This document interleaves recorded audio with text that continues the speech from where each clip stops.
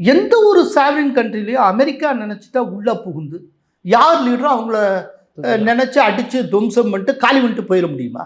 அது என்ன வேர்ல்டு போலீஸா? சார், ட்ரம்ப்புங்கிறவர் அமெரிக்காவுக்கு மட்டும்தானே ஜனாதிபதி.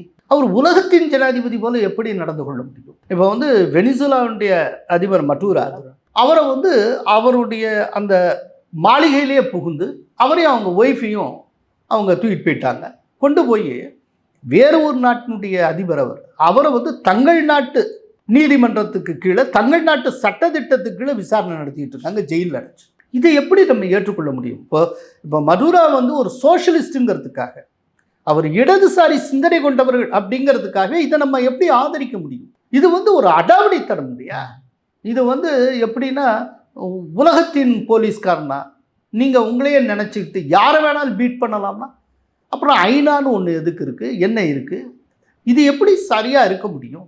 ஒரு நாட்டினுடைய இறையாண்மைங்கிறது மதிக்கப்படணும்ல. இப்போ இன்னைக்கு நடக்கிறது நாளைக்கு எதிர்காலத்தில் என்னைக்காகுனா இந்தியாவுக்கு அமெரிக்காவால் நேராதுங்கிறதுக்கு என்ன உத்தரவாதம் இருக்குது? ஏன்னா கடந்த காலத்தில் ட்ரம்ப் அவர்கள் டெம்பரமெண்ட் மாற்றி எப்படிலாம் மாறி மாறி பேசிகிட்டு இருந்தார். எந்த அளவுக்கு இந்தியாவுக்கு எதிராகலாம் பேசியிருக்கா அதெல்லாம் நம்ம பார்க்குறோம்ல. அவர் ஈரானில் கை வச்சுட்டாங்கிறதுக்காக நம்ம எப்படி சந்தோஷப்பட முடியும்? ஈரானில் கொல்லப்பட்டவர் யாருங்கிறதுல விஷயம் இல்லை.